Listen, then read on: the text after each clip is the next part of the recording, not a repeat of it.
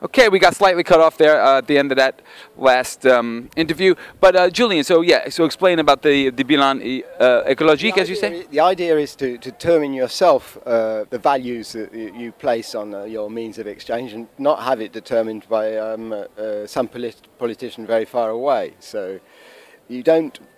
I hate these sales schemes and these things like that, because they're not. They're more a way of playing with your money differently, whereas the act of consuming less is obviously not going to work in that sense. You have to actually to make a positive decision to assert a system of values. It's not an alternative. It's a coherent system in its own right.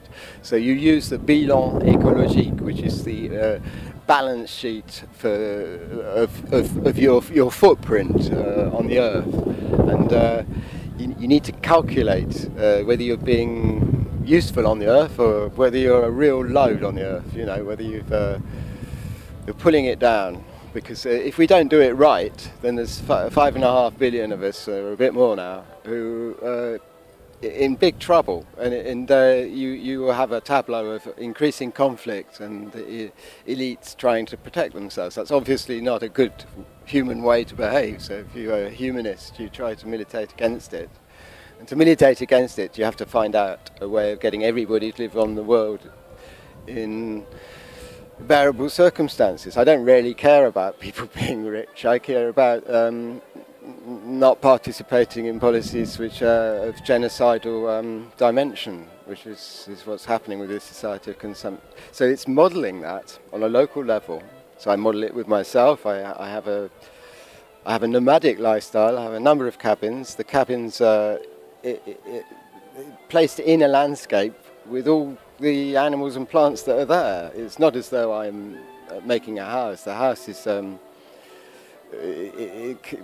do you say in English? It's going into the garden, right. And the garden is going into the house. I've got a lake in one cabin at the moment, and then I go round these cabins. So most of the time I'm not in them. So I've reduced my ecological footprint hugely, because I'm just a point on a line when I'm moving on a bike. I'm not consuming any energy except my muscular energy. So I'm really decreasing the bad effect that I'm having on the world. Okay, so for those of us who live a more sedentary lifestyle and not a nomadic lifestyle, who aren't ready to be nomadic, and they have families, say, and they have a house, and they're in the structure. Just quickly, and then we're going to end this interview. Just quickly. So, what would you say about like the best way forward for those people to plant bigger gardens? What? Well, we're on a market, and most of what people do is social.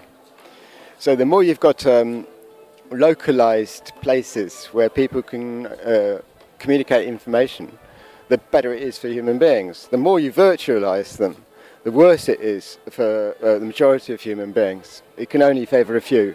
So being on this market, or making other markets, making circuits of markets, because nobody is sedentary. Everybody wants to go somewhere to do their job. It's a sort of natural human behavior, like going to the supermarket.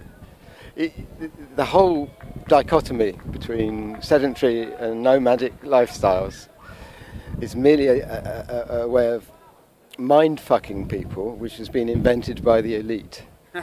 Thank you. And on that note, we say thank you to Julian, thank you to Montbron Market. We live locally, and that's probably a better way to do it, and you watch where your money goes. And this is Joe Damedy, Tell them Montbron, saying thank you.